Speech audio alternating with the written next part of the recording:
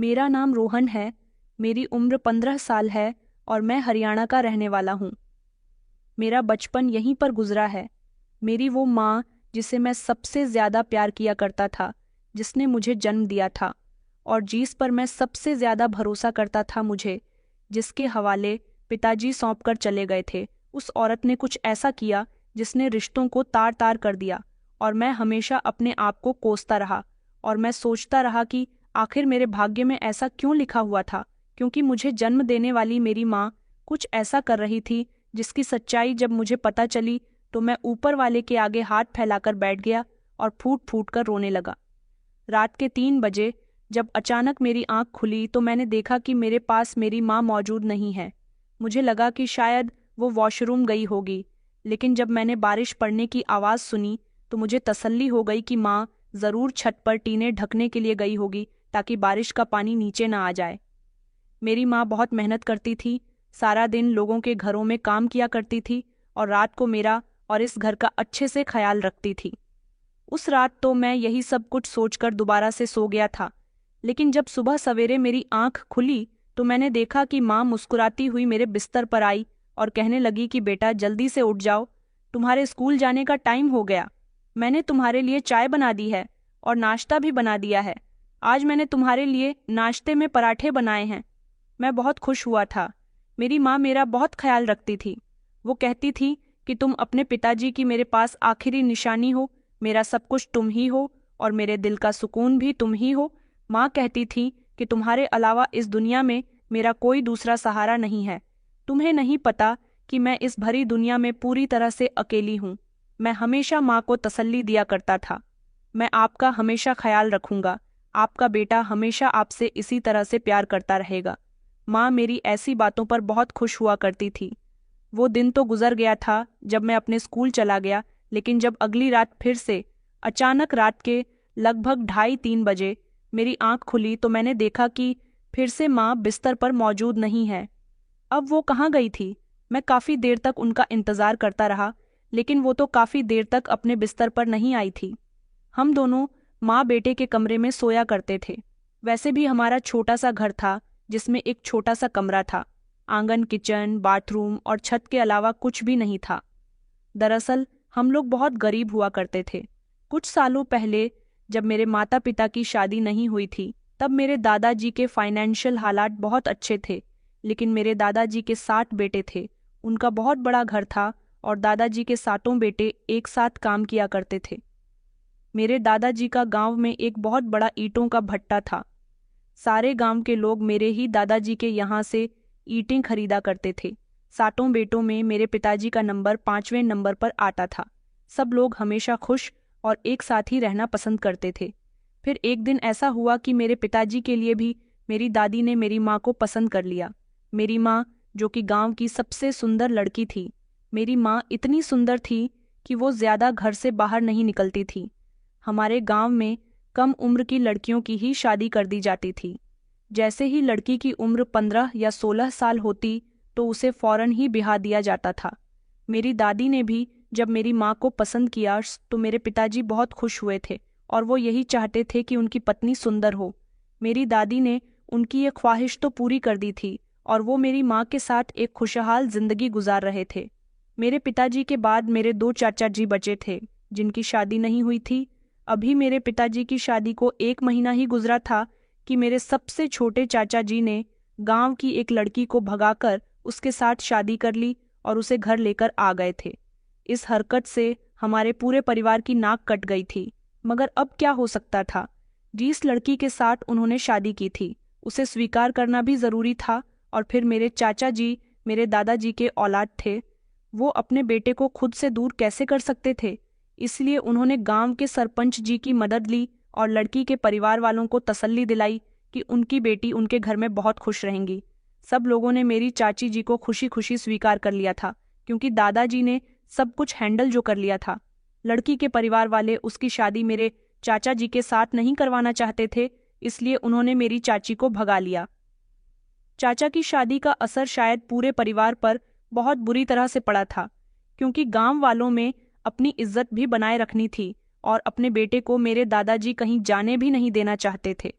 इसलिए सारे ही भाइयों ने और भाभीियों ने, यहाँ तक कि माता पिता ने भी दिखावे के लिए अपने बेटे को माफ तो कर दिया था, लेकिन दिल में सब लोगों के लिए एक तकलीफ रहती थी कि गांव में उनकी बेइज्जती हो गई है। फिलहाल वक्त ऐसे ही गुजरता रहा। मेरी चाची और मेरी माँ दोनों ही घर की नई नवेली दुल्हन थी। मेरे छठे नंबर वाले चाचा जी जो शादी करना चाहते थे, जो सबसे छोटे चाचा जी से बड़े थे, पहले उनकी शादी होनी चाहिए थी। ये परेशानी मेरे दादाजी को खाए जा रही थी कि अब उनके एक बेटे की शादी कैसे होगी। मेरी 2 बुआ थीं और उन दोनों बुआ की शादी भी हो चुकी थी। मेरी चाची ने घर के सारे लोगों का जीना दुश्वार कर दिया था। वो सब लोगों को आपस में बहुत लड़वाया करती थी और खुद साफ बच जाती थी। इस तरह से घर का माहौल दिन ब दिन बिगड़ता चला गया। हर दूसरे तीसरे दिन के सिवा किसी बात पर चाची की वजह से घर में लड़ाई होती रहती थी। दादी ये सब देखकर बर्दाश्त नहीं कर पाई कि उनके वो बच्चे इतना लड़ रहे हैं जिनमें आपस में बहुत मेल मोहब्बत रहती थी। कभी इस परिवार की औरतों की आवाज़ घर से बाहर नहीं गई थी, लेकिन चाची की वजह से घर में ऐसा भी हो गया था। फिर एक वक्त ऐसा आया कि मेरी दादी इस दुनिया को छोड़कर चली गई, और ये सदमा और अपने हमसफ़र का साथ इस दुनिया से छूटना मेरे दादाजी भी बर्दाश्त नहीं कर सके। इसीलिए वो भी बीमार रहने लगे। दादाजी से अब ठीक से काम भी नहीं होता था। वो सिर्फ घर में सुख शांति चाहते थे। फिर एक दिन मेरे बड़े चाचा जी ने वही किया जैसा उन्होंने अपने छोटे भाई को करता हुआ देखा। उन्होंने भी उस लड़की को घर से भगा दिया जिससे वो शादी करना चाहते थे, और फिर इस तरह आप सब लोग एक दूसरे से दूर रहते थे और एक दूसरे की बुराई करते रहते थे। मैं अभी तक इस दुनिया में नहीं आया था और इस सब के चलते मेरे पिताजी की भी तबीयत बहुत खराब रहने लगी थी। पता नहीं उन्हें क्या परेशानी थी कि अचानक काम करते करते उनके सीने में दर्द उठ जाता था। माँ पिताजी की वजह से बहुत परेशान रहती थी। पिताजी का काम भी अब पहले जैसा नहीं चल रहा था, क्योंकि अब सब लोग ही अपनी अपनी गृहस्थी में बिजी हो गए थे और दादाजी भी बीमार पड़ गए थे, तो काम सिर्फ उतना ही हो रहा था जितना मेरे पिताजी और उनके भाइयों को पैसों की ज़रूरत होती थी। एक दिन भट्टे पर काम करते करते पिताजी की तबीयत बहुत बिगड़ गई। वो अचानक बेहोश हो गए। उनके भाई जब उन्हें अस्पताल लेकर गए तो पता चला कि उनकी मौत हो चुकी है। इस खबर ने पूरे घर को दहलाकर रख दिया था, और सबसे ज़्यादा परेशान किया था मेरी माँ को, जो पिताजी के घर आने का इंतज़ार कर रही थी और उन्हें खबर सुनाना चाहती थी कि वो उनके बच्चे की माँ बनने वाली है। मगर पिताजी तो ये खबर सुने भी नहीं। इस दुनिया से चले गए मेरे दादाजी अपने जवान बेटे की मौत से और ज़्यादा टूट गए थे, और अब तो उन बेचारों से बिस्तर से भी नहीं उठा जा रहा था। मेरी माँ की भी हालत रो रो कर बहुत खराब हो गई थी। मेरी बड़ी ताई जी ने मेरी माँ को संभाल लिया था, लेकिन कोई किसी को भला कब तक संभाल सकता है। दादाजी की सेवा भी ज़्यादातर मेरी माँ ही किया करती थी। फिर दादाजी भी इस दुनिया से चले गए, और फिर क्या होना था कि घर के सारे ही बड़े एक एक करके जा रहे हैं, तो सब लोग अपना अपना गुजारा अब अलग कर लेना चाहते थे। इसलिए सब लोगों ने अपने काम अलग कर लिए, अपना खाना पकाना अलग कर लिया और अपना कारोबार भी अलग कर लिया। बची मेरी माँ, जिनको पिताजी अकेला छोड़ गए, और अब तो उनके आगे औलाद भी आने वाली थी। उनकी औलाद कहीं दूसरों पर निर्भर न रहे, इसलिए सब लोगों ने मेरी माँ से दूर ही इख्तियार कर ली। मेरे बड़े ताऊजी का कहना था कि इस घर के हिस्से बंटवारे होंगे। इस तरह घर के बंटवारे हुए, और फिर गांव की ही एक अमीर जमींदार ने हमारे घर को खरीद लिया। सबके हिस्से में जितने जितने पैसे आए, उतने उतने पैसे लेकर सब लोग गांव में अपना अपना अलग घर बना चुके थे। बची मेरी माँ, जिनका 7वां महीना चल रहा था, और ऐसी हालत में वो कुछ भी नहीं कर सकती थी। वो तो खुद गरीब परिवार से थी। वो अपने हिस्से के पैसे लेकर अपने मायके चली गई। सोचा कि बच्चे को वहीं जन्म दे देंगी। उनके माता पिता तो इस दुनिया में नहीं थे, और फिर वो कम उम्र की थी। मेरी माँ को पढ़ने लिखने का बहुत शौक था, लेकिन कम उम्र में शादी होने की वजह से वो इंटर तक की शिक्षा भी कंप्लीट नहीं कर सकी थी, लेकिन दिमाग की बहुत तेज थी। वो जब अपने मायके चली गई तो वहाँ उनके भैया भाभी ने उनको ज़्यादा नहीं समझा। वो लोग इंतज़ार कर रहे थे कि कभी अपने बेटे को जन्म दे और हम इसको इसके ससुराल से मिले पैसों का नया घर खरीद कर दे, ताकि ये वहाँ अपने बेटे के साथ रहे। मगर मेरी माँ को ऐसी उम्मीद नहीं थी कि उनके भैया भाभीयों के साथ ऐसा करेंगे। फिर मैंने जन्म लिया और मेरी माँ के चेहरे पर मुस्कान आ गई थी। मुझे देखकर वो काफी समय बाद हंसी थी। उन्हें नहीं पता था कि उनकी शादीशुदा जिंदगी इस तरह से बर्बाद हो जाएगी और उनका पूरा परिवार बिखर जाएगा। सबके साथ कोई ना कोई था, लेकिन मेरी माँ के साथ कोई नहीं था, इसलिए मुझे अपना सहारा मानते हुए वो खुशी से अपनी जिंदगी गुजारने लगी थी। लेकिन उन्हें नहीं पता था कि उनके भैया भाभी क्या चाहते हैं। जब मेरे मामा जी ने मेरी माँ से पैसे मांगे कि तुम्हें जो पैसे तुम्हारी ससुराल से मिले हैं वो मुझे दे दो, मैंने पड़ोस में ही तुम्हारे लिए एक छोटा सा घर देख लिया है, तुम वहां अपने बेटे के साथ रहना। ये खबर सुनकर मेरी माँ घबरा गई और कहने लगी कि भैया, मैं अपने बेटे को लेकर अकेले कैसे रहूंगी, इसकी परवरिश कैसे करूंगी। इस पर मेरी मामी ने कहा कि कुछ भी करो, लेकिन हमारे घर में मत रहो। तुम चाहो तो यहाँ से जा सकती हो, हम तुम्हें बर्दाश्त नहीं कर सकते। हमने ये दिन देखने के लिए तुम्हारी शादी की थी कि तुम भी शादी के 1.5 साल बाद ही हमारे घर वापस आ जाओगी। अब तुम्हें तुम्हारी ससुराल से हिस्सा मिला है ना, तो इस हिस्से के पैसे लेकर यहाँ से चली जाओ, मगर यहाँ कभी पलटकर मत आना। ये बात सुनकर तो मेरी माँ का दिल टूटकर रह गया था। वो अपनी भाभी का साफ साफ मतलब समझ चुकी थी कि उनको मेरी माँ की मौजूदगी इस घर में अच्छी नहीं लग रही थी। उसके बाद मेरी माँ ने सोचा कि वो इस गांव में ही नहीं रहेंगी जब इस घर में उनको कोई समझने वाला नहीं है। ससुराल में भी किसी ने उनके बारे में कुछ नहीं सोचा, तो फिर उन्हें इस पूरे गांव में भी कोई उम्मीद नहीं लगानी है। इसलिए मेरी माँ ने अपना सामान पैक किया, अपने पैसे उठाए और अपने बेटे को गोद में लेकर अपने सामान सहित शहर आ गई थी, जहाँ पर वो अपनी स्कूल की एक लड़की को जानती थी जो पहले उनके साथ स्कूल में पढ़ा करती थी, लेकिन अब अपने परिवार के साथ वो शहर में रह रही थी। मेरी माँ ने उनको पीसीओ से फ़ोन किया, क्योंकि मेरी माँ के पास उसका नंबर मौजूद था, और इस तरह वो मुझे लेकर शहर चली गई। वहाँ जाने के बाद भले ही उन्होंने अपने ससुराल से मिले पैसों का बहुत छोटा सा और मामूली सा घर खरीद लिया, ताकि उस घर में वो मेरी परवरिश अच्छे से कर सके। फिर मैं धीरे धीरे बड़ा होता चला गया। मेरी माँ ने अकेले ही मुझे पाल पोस कर बड़ा किया। वो लोगों के घर में झाड़ू बर्तन करती है। यहाँ शहर में आने के बाद उन्होंने अपने आप को काफ़ी आत्मनिर्भर बनाया, क्योंकि उन्हें ये बात अच्छी तरह से पता थी कि वो गांव में मेरी परवरिश नहीं कर सकती थी। गांव में औरतों को ना तो घर से बाहर निकलने की परमिशन थी और ना ही मेरी माँ वहाँ पर कोई कामकाज कर सकती थी। मेरी माँ भले ही थोड़ी सी पढ़ी लिखी थी, लेकिन बहुत समझदार थी। वो ये बात अच्छे से जानती थी कि गांव में रहते हुए वो अकेले अपने बेटे की परवरिश नहीं कर सकती, क्योंकि गांव के रीति रिवाज और गांव की मान सम्मानता को ध्यान में रखते हुए कोई भी उन जैसी अबला नारी की मदद नहीं करता, बल्कि उनको मेरी परवरिश में बहुत सारी दिक्कतों का सामना करना पड़ता। यहाँ शहर में आकर मेरी माँ वो सब कुछ कर रही थी जैसी उनकी मर्जी होती थी। मेरी परवरिश करने में उन्होंने किसी तरह की कोई कमी नहीं छोड़ी थी। यहाँ आने के बाद उन्होंने मुझे बड़ा किया, मेरे अच्छे स्कूल में एडमिशन करवाया। वो लोगों के घरों में झाड़ू बर्तन का काम किया करती थी। सुबह के समय मुझे स्कूल छोड़ने के लिए चली जाती थी और फिर उसके बाद अपने काम पर निकल जाती थी। जब मैं छोटा था तो माँ मुझे अपने साथ ही काम पर लेकर जाया करती थी। मैं अपने बचपन की बातें ज़्यादा तो नहीं जानता, मुझे ज़्यादा कुछ याद नहीं है, लेकिन जब से मैंने होश संभालना था तो अपनी माँ को बहुत परेशान देखा था और कई बार तो उनको रोते हुए भी देखा था।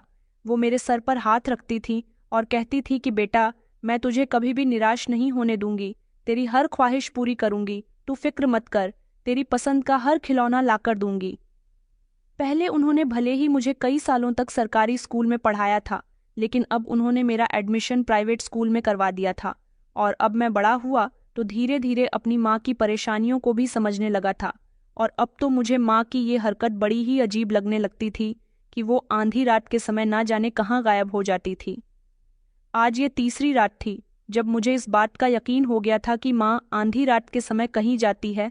इस रात मैं जाग रहा था और एक्टिंग कर रहा था कि जैसे कि मैं गहरी नींद में सो गया हूँ। मैंने माँ को ये एहसास नहीं होने दिया कि मैं जाग रहा हूँ। फिर माँ धीरे धीरे चोरी छुपकर उठने लगी तो मैंने झट से अपने मुंह से चादर हटा दी। माँ से आवाज़ लगाकर कहा कि माँ, आप कहाँ जा रही हो। माँ तो मुझे देखते ही घबरा गई और कहने लगी कि रोहन, तुम अभी तक सोए नहीं हो। माँ के चेहरे की रंगत गायब हो गई थी। मैंने कहा, माँ, मैं कल भी जाग रहा था और परसों भी जाग रहा था, मगर मैंने देखा कि आप बिस्तर पर मौजूद नहीं थी और कल तो आप पूरे घर में ही मौजूद नहीं थी, तब मुझे यकीन हो गया कि आप रोज रात को कहीं ना कहीं जा रही हो, और यही जानने के लिए मैं आज रात सोया नहीं था। माँ, क्या हुआ है? आप कहाँ जा रही थी? माँ ने मेरी बात का जवाब नहीं दिया। कहने लगी कि बेटा, तुम सो जाओ, बस मुझे एक जरूरी काम है, मैं बस बाहर आंगन तक ही जा रही हूँ, मैं अभी आती हूँ।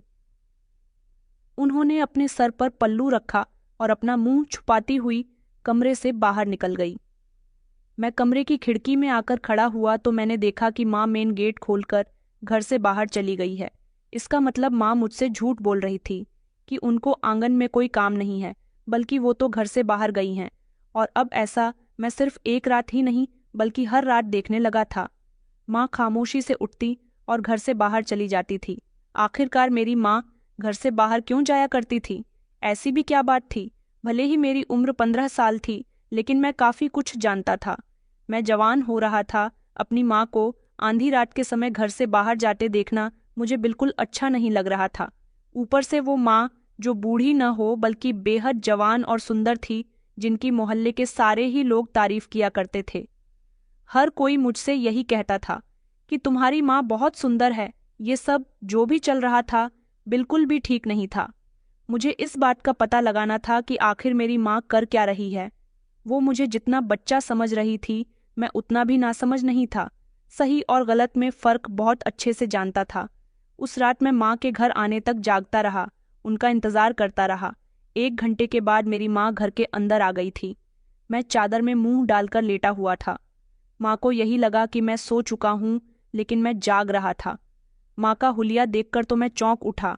माँ के पूरे कपड़ों पर गीली मिट्टी लगी हुई थी और वो हाथ में ढेर सारे पैसे पकड़े हुए थे। माँ वॉशरूम में चली गई और मैं हैरान होकर सोचने लगा कि माँ को इतने सारे पैसे कहाँ से मिले। इतने सारे पैसे तो वो जहाँ लोगों के घरों में झाड़ू बर्तन करने जाती है वहां से भी लेकर नहीं आती, और वो इस समय कहाँ से आ रही है जो उनके कपड़ों पर मिट्टी लगी हुई है। मैं चुपचाप लेटा हुआ अपनी माँ की कार्यवाही देख रहा था। वह वॉशरूम से बाहर निकलकर आई और अपनी अलमारी में पैसे रखकर उसको ताला लगा दिया और अपनी जगह जाकर लेट गई। मैंने जाहिर नहीं किया कि मैं सब कुछ देख चुका हूँ। बाकी की सारी रात मेरी ये सोचकर निकल गई कि माँ फिर रोज रात को जाती कहाँ है। अगले दिन मैंने फैसला लिया कि मैं पता करके ही रहूंगा। रात होते ही जैसे ही फिर से हमारे सोने का समय आया, तो लगभग आंधी रात के समय माँ फिर से अपने आप को एक चादर में लपेटकर घर से निकल गई और उन्होंने अपना चेहरा भी छुपा लिया था। मैं गहरी नींद में सोने की एक्टिंग कर रहा था ताकि उन्हें किसी तरह का शक ना हो।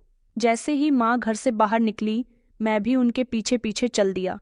माँ तो बस अपना मुंह छुपाकर मगन सी चलती जा रही थी। बाहर उस समय सन्नाटा फैला हुआ था और मुझे डर लग रहा था, क्योंकि कहीं कहीं कुत्ते भी भौंक रहे थे। मुझे अपनी माँ पर हैरानी हो रही थी कि क्या उन्हें डर नहीं लग रहा था। घर से थोड़ी ही दूरी पर एक पार्क बना हुआ था। माँ उस पार्क के अंदर चली गई, जबकि मेरी हिम्मत नहीं हुई कि मैं अंदर चला जाऊं, तो मैं भागता हुआ घर वापस आ गया। फिर से 1 घंटे के बाद मेरी माँ घर वापस आ गई थी और फिर कल की तरह आज भी उनके कपड़ों पर गीली मिट्टी लगी हुई थी और हाथ में ढेर सारे पैसे थे। और अब तो माँ ने घर का रहन सहन भी धीरे धीरे बदलना शुरू कर दिया था। वो मुझे प्राइवेट स्कूल में बड़ी मेहनत से पढ़ा रही थी, मगर अब तो मुझे ऐसा लगता था जैसे उनके लिए मेरी कोई भी ख्वाहिश पूरी करना चुटकियों का खेल था। अब की बार मुझे पता चला कि उन्होंने मेरे स्कूल की फीस पूरे 6 महीने की एक साथ ही जमा करवा दी है। ये सब सुनकर तो मेरे होश उड़ गए थे, क्योंकि ऐसा पिछले 2 सालों में कभी नहीं हुआ था। जब से मैं प्राइवेट स्कूल में पढ़ रहा था, तब से ही मेरी माँ महीना गुजरने के कई दिनों बाद फीस जमा करवाया करती थी। मैं तो दंग ही रह गया था ये सोचकर कि मेरी माँ रात को उस पार्क में गई थी, लेकिन वहाँ सुनसान पार्क में उन्हें पैसे कौन देने आता है? जब वो घर में दाखिल होती है तो उनके पास ढेर सारे पैसे होते हैं। फिर ये रोज का रूटीन ही बन गया। माँ रोज रोज मेरे सोने के बाद पार्क चली जाती थी और वापसी पर कपड़ों पर लगी हुई मिट्टी के साथ साथ अपने हाथों में ढेर सारे पैसे लाने लगी थी और उन्हें संभालकर अलमारी में रख दिया करती थी। यहाँ तक कि पहले मेरी माँ के पास छोटा मल्टीमीडिया मोबाइल था, लेकिन अब तो उन्होंने 10 स्मार्टफोन खरीद लिया था। उनके पास आखिर इतने पैसे कहाँ से आ रहे थे? मेरा दिमाग यही सोच सोचकर परेशान हो रहा था, लेकिन अब मैंने फैसला किया कि मुझे सच्चाई का पता लगाना ही होगा। उस दिन मैं माँ के आने से पहले ही घर के दरवाजे पर खड़ा हो गया था। जैसे ही माँ घर के अंदर दाखिल हुई तो मुझे देखकर कहने लगी कि बेटा, तुम यहाँ क्या कर रहे हो। वो मुझे देखकर बहुत घबरा गई थी और उन्होंने फौरन अपने पैसे चादर के अंदर छुपा लिए, पर मेरी नज़र उन पैसों पर पड़ चुकी थी। मैंने कहा, माँ, मैं अच्छे से जानता हूँ कि आप कहाँ से आ रही हो। मुझे बताइए कि ये सारे पैसे आपके पास कहाँ से आते हैं और आप कहाँ जाती हो। माँ ने मुझे टालने की और समझाने की बहुत कोशिश की, मगर मैं आज फैसला कर चुका था कि उनसे पूछकर ही रहूंगा। मैंने कहा, माँ, आपको मुझसे कुछ भी छुपाने की ज़रूरत नहीं है। प्लीज़ मुझे बताइए, मैं आपका बेटा हूँ। आखिर ऐसे भी कौन सी इमरजेंसी आ जाती है कि रात को आपको घर से बाहर जाना होता है और आप हाथों में पैसे लेकर आती हो। माँ मेरी बात सुनकर घबरा गई और मेरा हाथ पकड़कर पहले तो उन्होंने घर का दरवाज़ा बंद किया और फिर मुझे लेकर कमरे में आ गई। कहने लगी कि बेटा, शोर क्यों मचा रहे हो। खामोश हो जाओ, रात का टाइम है, धीमी आवाज में बात करो। मैंने कहा, माँ, तो आप मुझे बताती क्यों नहीं हो कि आखिर आप क्या करने जाती हो। माँ कहने लगी कि अच्छा, मेरी बात तसल्ली से सुनो, किसी को इस बारे में कुछ मत बताना। दरअसल मैं रात के समय एक पार्क में पौधे लगाने के लिए जाती हूँ, जिसकी वजह से मेरे इन कपड़ों पर मिट्टी भी लगी हुई होती है और मैं बहुत थक भी जाती हूँ। मुझे उसके पैसे मिलते हैं। मैंने कहा, माँ, लेकिन रात के समय ही क्यों आप ये काम, दिन में भी तो कर सकती हो ना। माँ कहने लगी कि नहीं रोहन बेटा, उस पार्क में दिन के समय किसी भी कर्मचारी को जाने की इजाज़त नहीं होती। तुम तो जानते हो कि मैं गांव की हूँ और मुझे पेड़ पौधे लगाना बहुत अच्छे से आता है। दिन के समय मुझे फुर्सत नहीं मिलती, इसलिए मैंने रात का समय चुना और ये काम मेरे लिए बहुत ही सावधानी वाला है। पेड़ पौधों को रात के समय हाथ लगाने से बहुत सारे लोग डरते हैं। लोगों के दिल में ना जाने कैसे कैसे भ्रम होते हैं। मगर मैंने पार्क के मालिक से बात की थी और कहा था कि अगर आप मुझे रोज के रोज ढेर सारे पैसे दोगे तो मैं इस काम को करने के लिए तैयार हूँ। उनको कोई कर्मचारी नहीं मिल रहा था और मेरी बात पर उन्होंने हाँ कर दी थी, इसलिए तुम ज्यादा परेशान मत हो। माँ की बातों पर मैंने आंखें बंद करके यकीन कर लिया था और अब मैं समझ गया था कि मेरी माँ कोई गलत काम नहीं कर रही थी। वो तो पार्क में रात के अंधेरे में पेड़ पौधे लगाने जाया करती थी और उनका ख्याल रखा करती थी। मैं खुश रहने लगा था और अपना ज्यादा से ज्यादा ध्यान पढ़ाई पर लगा रहा था। लेकिन एक दिन मैं हैरान तब हुआ था जब मैं अचानक दोपहर के समय आ गया। दिन के 8 बजे से लेकर शाम के 7 बजे तक मैं ज्यादातर अपनी पढ़ाई में ही लगा रहता था, क्योंकि 8 बजे मैं स्कूल जाया करता था और वहां से जब मेरा स्कूल ऑफ होता तो मैं ट्यूशन के लिए चला जाता था। उसके बाद जब वहां से वापस आता तो अपनी फुटबॉल की प्रैक्टिस करने के लिए चला जाता था। वहां से मैं फ्री होकर 7 बजे तक अपने घर आया करता था। तब तक मुझे माँ घर में ही मिलती थी और मेरे लिए खाना तैयार कर दिया करती थी, क्योंकि मैं घर आते ही सबसे पहले खाना खाया करता था। दोपहर का लंच तो वो मुझे सुबह ही दे दिया करती थी। मैं हाई स्कूल में था और पढ़ाई में बहुत अच्छा था। संडे की छुट्टी हो या फिर मेरी किसी त्योहार की छुट्टी हुआ करती थी तो माँ भी मुझे छोड़कर कहीं नहीं जाती थी। सारा दिन घर में मेरे साथ ही होती थी, लेकिन उस दिन मेरी तबीयत ठीक नहीं थी और मैं स्कूल की छुट्टी होने के बाद ही घर वापस आ गया था। मैं हैरान रह गया था कि उस समय घर में माँ मौजूद थी। माँ भी मुझे देखकर हैरान रह गई और पूछने लगी कि बेटा, तुम इतनी जल्दी घर कैसे आ गए। मैंने माँ से कहा कि मेरी तबीयत ठीक नहीं है, लेकिन आप क्या कर रही हो, आज आप काम पर क्यों नहीं गई। माँ कहने लगी कि बेटा, मेरी भी तबीयत ठीक नहीं है, चलो हम दोनों डॉक्टर के यहाँ चलते हैं। उस दिन तो बात जैसे तैसे खत्म हो गई थी, लेकिन उसके बाद 1-2 बार और मैंने अपनी माँ पर नज़र रखी तो मुझे पता चला कि अब वो दिन में किसी काम पर नहीं जा रही है, बल्कि सारा दिन घर में ही होती है। लेकिन रात को उनका घर से निकलना अभी भी जारी था। एक दिन मैंने अपनी माँ को किसी से फ़ोन पर बातें करते हुए सुना। वो कह रही थी कि आज रात तुम मुझे लेने आ जाना, जैसे ही मेरा काम हो जाएगा पैसे लेकर मैं फ़ौरन ही घर आ जाऊंगी। आज मुझे अपनी तबीयत कुछ ठीक नहीं लग रही है और हाँ, मुझे बहुत तेज़ सर्दी भी लग रही है। प्लीज़ मुझे ज़्यादा छोटे कपड़े पहनने का मत कहना। जब मैंने अपनी माँ के मुंह से ये बात सुनी तो मेरे पैरों तले से ज़मीन निकल गई। छोटे कपड़े पहनने के लिए कहना, इस बात का आखिर क्या मतलब था और मेरी माँ आखिर किससे फ़ोन पर बातें कर रही थी। मुझे किसी गड़बड़ का एहसास हो रहा था, इसलिए मैंने रात होने का इंतज़ार किया, क्योंकि आज मैं जानना चाहता था कि मैं रात को किसके साथ जाने की फ़ोन पर बातें कर रही थी। जैसे ही आंधी रात का समय हुआ और मैं खामोशी से उठकर कमरे से बाहर जाने लगी, तो उनके जाने के बाद मैं भी अपने बिस्तर से उठा और उनको घर के दरवाजे से बाहर जाता हुआ देखने लगा। मैं खामोशी से उनके पीछे पीछे चला गया। माँ रोज की तरह घर से बाहर निकल गई थी। मैं उनका पीछा करने लगा और देखने लगा कि कौन उनसे मिलने आने वाला है, कौन उनको यहाँ से अपने साथ लेकर जाएगा। थोड़ी दूरी पर चलते ही एक लड़का बाइक पर बैठा था और मेरी मांस की गाड़ी पर जाकर बैठ गई। उस लड़की का चेहरा मैं ठीक से देख नहीं पाया था, लेकिन मैं जानना चाहता था कि आखिर वो कौन है। वो मेरी माँ को गाड़ी पर बिठाने के साथ ही तेज स्पीड से गाड़ी लेकर आगे बढ़ गया था और मैं वहां खड़ा कि सब कुछ अपनी आंखों से देखता रहा। मैं उलटे कदमों अपने घर को वापस आ गया था। बिस्तर पर लेटकर काफी देर तक सोचता रहा कि आखिर वो लड़का कौन था। जो कुछ आज मैंने अपनी आंखों से देखा वो यही है कि मेरी माँ के इस लड़के के साथ अफेयर चल रहा है। तभी तो मेरी माँ को मैंने मोबाइल पर बात करते हुए देखा है। यहाँ तक कि मेरी माँ काफी देर तक मोबाइल का इस्तेमाल भी करती रहती थी, मगर मैंने इस बात पर कभी ध्यान नहीं दिया। क्या इस उम्र में मेरी माँ को ये सब करना चाहिए था? मैं ये सब सोचते सोचते सो गया था। सुबह जैसे ही मेरी आंख खुली तो माँ बिस्तर पर लेटी हुई थी। उनकी तबीयत ठीक नहीं थी। मेरा अपनी माँ से बात करने का बिल्कुल भी मन नहीं कर रहा था। अब मैंने माँ पर कड़ी निगरानी शुरू कर दी थी। मैं हमेशा उन पर नज़र डालता रहता था और देखता था कि वो कब किससे फ़ोन पर बातें कर रही हैं, कब क्या कर रही है और कब कहाँ जा रही है। इस सब में मुझे ये पता चला था कि मेरी माँ, जो पहले लोगों के घरों में काम किया करती थी, उन्होंने अब घर से बाहर जाना छोड़ दिया था। वो किसी के घर जाकर कोई काम काज नहीं करती थी। हाँ, लेकिन रात को वो अभी भी जाया करती थी और वहाँ से आने के बाद उनकी हालत बहुत खराब होती थी। उनके कपड़ों पर मिट्टी लगी हुई होती थी, यहाँ तक कि हाथों में ढेर सारे नोट भी होते थे। इतने नोट इंसान एक हफ्ते में नहीं कमाता जितनी मेरी माँ एक घंटे में कमा रही थी। अब मुझे समझ आ गया था कि वो कोई कामकाज नहीं करती थी, बल्कि इस लड़के से ही मिलने के लिए जाती होगी। तभी तो वो उनको उनकी कीमत देता होगा। ये सब सोचकर मुझे बेहद अफसोस हो रहा था और मन ही मन अपनी माँ पर गुस्सा भी आ रहा था।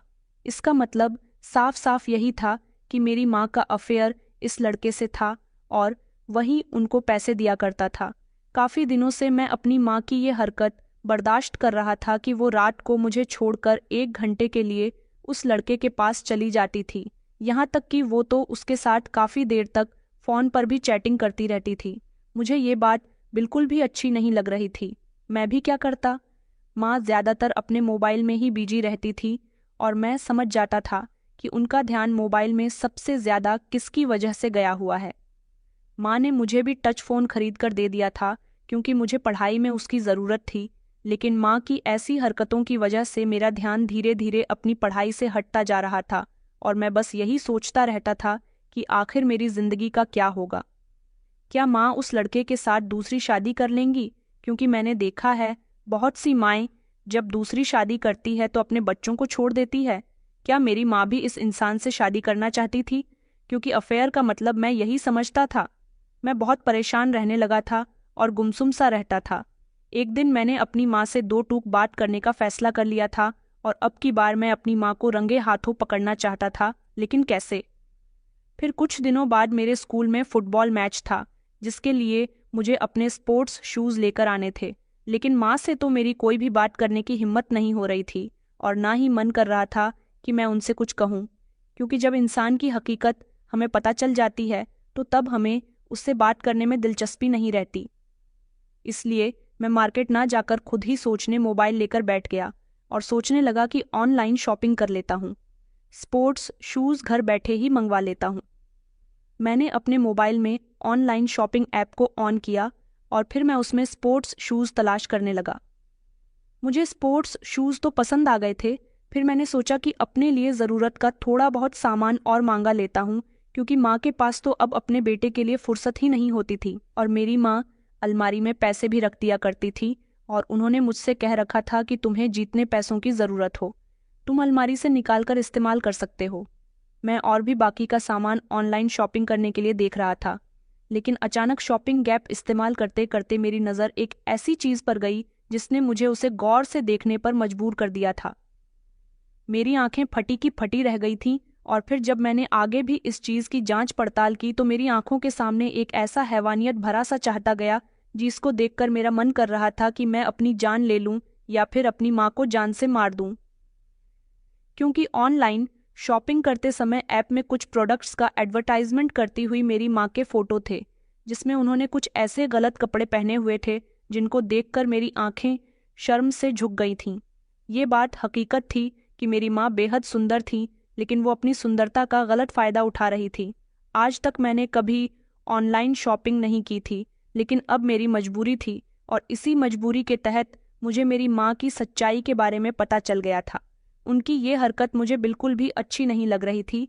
उन्होंने अंडरगारमेंट्स पहने हुए थे जिनके फोटोज ENP पर अपलोड थे और वो उनको पहनकर उनकी एडवर्टाइजमेंट कर रही थी। यहाँ तक कि सिर्फ अंडरगारमेंट्स ही नहीं, बल्कि कुछ ऐसे डीप नेक की ड्रेसेस और कुछ ऐसे गंदे कपड़े और भी थे जिसमें उनके बहुत सारे फोटो ऑनलाइन शॉपिंग ऐप पर पड़े हुए थे। ये सब देखकर मेरा गुस्सा काबू में नहीं रह पाया और अब मैं घर जाकर अपनी माँ से अच्छी तरह से बात करने वाला था। मैं गुस्से की हालत में जैसे ही घर पहुंचा तो देखा कि माँ हर रोज की तरह अपने मोबाइल में बिजी थी। मैंने एक झटके से माँ का फोन छीनकर जमीन पर पटक दिया और कहा कि आखिर आप ये क्या कर रही हो। माँ कहने लगी कि बेटा, ये क्या हरकत है तुम्हारी, ये तुम मुझसे किस तरह से बातें कर रहे हो और तुमने मेरा मोबाइल तोड़ दिया। माँ फौरन ही अपने मोबाइल की तरफ जाने लगी थी उसे उठाने के लिए, लेकिन मैंने उनका हाथ पकड़कर उन्हें झटक दिया और कहा कि आखिर आप क्या करती फिर रही हो। माँ कहने लगी, ये तुम्हें क्या हो गया है रोहन, क्यों इतना गुस्सा कर रहे हो। मैंने फौरन ही अपना मोबाइल निकाला और माँ से कहा, आप मेरे गुस्से की वजह जानना चाहती हो ना, तो ये लीजिए, ये सब क्या है। मैंने माँ को उनकी हकीकत दिखाई तो उन्होंने शर्मिंदा होकर नज़र झुका ली थी। मैंने कहा, माँ, मुझे आपसे ऐसी उम्मीद नहीं थी, मुझे नहीं पता था कि आप इतना गिर जाओगी। मुझे ये भी अच्छी तरह से पता है कि रात के समय आप कोई काम नहीं करने जाती, बल्कि एक लड़का आता है आपसे मिलने के लिए जो आपको अपने साथ ले जाता है और वही आपको पैसे देता है। यहाँ तक कि आपने तो ये भी शर्म नहीं की कि आपका बेटा जवान हो रहा है, आप ये क्या करने पर उतर आई हो। माँ, मैं तो समझता था कि आप लोगों के घरों में काम करती हो। मुझे आपकी ये हरकत भी पता चल गई है कि आप अब कहीं काम करने के लिए नहीं जाती, सिर्फ उस लड़के के पास जाने से ही आपको इतने सारे पैसे मिलते हैं। आप मुझे बेवकूफ़ बना रही हो ना, जाने कितने समय से दूसरे मर्दों के साथ चक्कर चलाकर और इस तरह से गंदे फोटो सोशल मीडिया पर डालने से आखिर आपको क्या मिला कि आप यही धंधा करती हो। माँ कहते हुए शर्म आती है। इससे पहले मैं अभी और कुछ अपनी माँ से कहता, उन्होंने मेरे मुंह पर एक जोरदार थप्पड़ मार दिया और कहने लगी कि खामोश हो जाओ, बस तुम्हारा बहुत हो गया। तुम अपनी माँ से ऐसे कैसे बात कर सकते हो। मैंने तुम्हें जन्म दिया है, तुम्हारी परवरिश की है, और आज तुम मेरी आंखों में आंखें डालकर जो मुंह में आ रहा है बोले जा रहे हो। मैंने कहा, हाँ, मैं ऐसे ही बोलेंगे, क्योंकि आखिर आपने ऐसा क्या, मेरी कोई इज्जत नहीं है। ये तो अच्छा हुआ कि किसी को मेरे स्कूल में ये नहीं पता कि ये औरत मेरी माँ है, लेकिन आने वाले समय में लोगों को ये सब कुछ पता चल जाएगा तो मेरी कितनी बेइज्जती होगी। माँ कहने लगी कि बस खामोश हो जाओ, मैं अब तुम्हारी बकवास और नहीं सुनूंगी। माँ रोते हुए मेरे करीब आई, उन्होंने मेरे गाल को सहलाया तो मैंने उनका हाथ झटक दिया। माँ कहने लगी कि बेटा, बस अब मैं तुम्हें सच्चाई बता देती हूँ, क्योंकि अब तुम काफ़ी बड़े हो गए हो और इस तरह की बातें भी करने लगे हो। दरअसल सच्चाई ये है कि तुम्हारे पिता के मरने के बाद और हमारे शहर आने के बाद मेरी ज़िंदगी बहुत ख़राब हो गई थी। मुझे हमेशा तुम्हारी परवरिश करने की फ़िक्र लगी रहती थी। कुछ समय तक तो मैंने एक बड़े से बंगले में नौकरी की। वहाँ पर एक बूढ़ी औरत रहा करती थी जो उस बंगले की मालकिन थी। जब तुम 6 साल के थे तब तक मैं वहाँ पर नौकरी करती रही और उन्होंने मेरा बहुत साथ दिया था। उनका एक जवान बेटा था जो अमेरिका में नौकरी करता था। मालकिन हमेशा मुझसे कहती थी कि तुम मुझे कभी छोड़कर मत जाना। मैं उनकी हमेशा सेवा करती रहती थी, लेकिन 6 साल वहाँ नौकरी करने पर मुझे बहुत फ़ायदा हुआ था। वो मेरा और तुम्हारा हर तरह से बहुत ख्याल रखती थी। लेकिन जब तुम 6 साल के थे तब वो इस दुनिया से चली गई और फिर उनका बेटा आया। उसने हमें काम से निकाल दिया क्योंकि बंगले में अब कोई रहने वाला ही नहीं था। उसके बाद मैं पूरी तरह से अकेली रह गई थी। समझ नहीं आता था कि मैं क्या करूं। मैंने कहीं और काम तलाश करना शुरू किया, मगर मुझे इतने पैसे कोई नहीं देता था। जितने पैसे मुझे मालकिन दिया करती थी, उनके दिए हुए पैसों से मेरा बहुत अच्छे से गुजारा हो जाता था। मैं तुम्हारा भी ख्याल अच्छे से रख लिया करती थी। मालकिन के मरने के बाद लगभग 3-4 साल तक मैंने बहुत परेशानी झेली है। मैं जहाँ भी नौकरी करने के लिए जाती थी, वहाँ कोई ना कोई ऐसा मर्द मुझे ज़रूर मिल जाता था जो मेरी इज्जत पर नज़र रखता था। यहाँ तक कि एक जगह तो मैं बड़ी मुश्किल से अपनी जान बचाकर आई थी। वो भी एक कोठी थी और कोठी के मालिक माल के अनुसार दूसरे शहर गए हुए थे। मैं तुम्हारे साथ वहाँ पर मौजूद थी और वहाँ के हर काम को देख रही थी। लेकिन मालिक मालकिन का जवान बेटा था। उसने अपने दोस्तों को घर में पार्टी के लिए बुलाया हुआ था। उसकी नज़र जैसे ही मुझ पर गई, उसने मुझे तो दबोच लिया और अपने दोस्तों के साथ मुझे कमरे में लेकर चला गया। वो सब मिलकर मेरी इज्जत खराब करना चाहते थे, लेकिन मैंने बड़ी हिम्मत और साहस के साथ वहां से भागने की कोशिश की, तो मैं सही सलामत वहां से भाग आई थी और तुम्हें भी घर ले आई थी। मैं घर आकर बहुत रोई थी, क्योंकि मैं जहां भी नौकरी करने के लिए जाती थी, वहां कोई ना कोई एक ऐसा भेड़िया जरूर होता था जो मेरी खूबसूरती को नोच डालना चाहता था। आखिर में कब तक लोगों की नज़रों से बचती? मेरी जिंदगी नरक बन गई थी। कुछ लोग मुझसे कहते थे कि तुम दूसरी शादी कर लो, मगर मुझे तुम्हारी परवरिश की बहुत चिंता थी। मैं तुम्हारी खातिर दूसरी शादी नहीं करना चाहती थी। मैंने सुना था कि दूसरी शादी जो लोग करते हैं वो खुद तो ठीक रहते हैं, मगर उनके बच्चों की जिंदगी बर्बाद हो जाती है। मैं अपने बेटे की जिंदगी बर्बाद नहीं करना चाहती थी। मेरी कम उम्र में शादी हुई थी, इसलिए मैं आज तक जवान लगती हूँ।